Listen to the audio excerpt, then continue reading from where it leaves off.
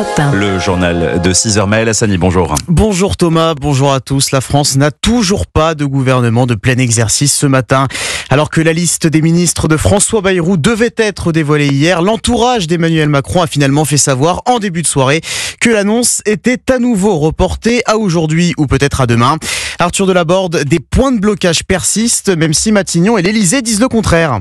Il n'y a pas de crispation politique, assure un proche de François Bayrou qui évoque un contretemps lié aux vérifications de la haute autorité de la transparence de la vie publique sur les profils de plusieurs futurs entrants. Même son de cloche dans l'entourage d'Emmanuel Macron, on explique qu'il ne reste qu'à finaliser la copie.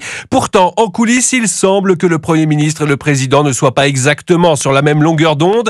Il y a au moins 3 points de blocage.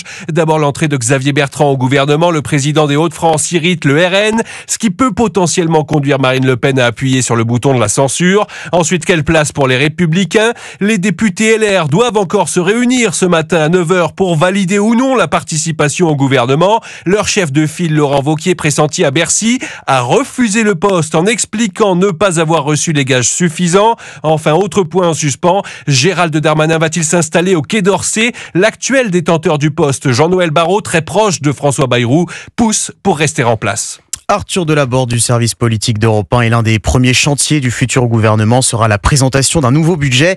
François Bayrou espère une adoption mi-février et il y a urgence. Si le pays s'en tient aux mesures contenues dans la loi spéciale adoptée la semaine dernière, le déficit public dépassera les 6% du PIB en 2025. C'est ce qu'indique une étude de l'OFCE publiée hier.